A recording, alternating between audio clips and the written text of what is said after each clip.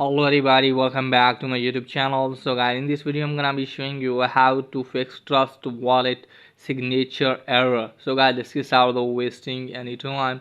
So guys, if you try to send the money to your crypto account, it's not working for you guys, and I'll show you how can you fix it.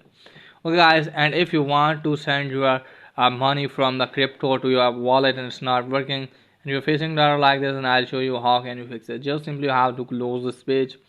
Now after that guys, what you need to do is just simply have to open the settings. Just simply have to make sure that you're properly connected with the internet.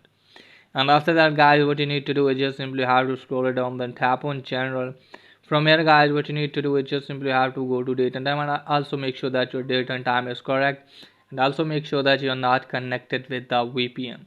So after that guys, just simply have to force restart your device and then check if it's working or not.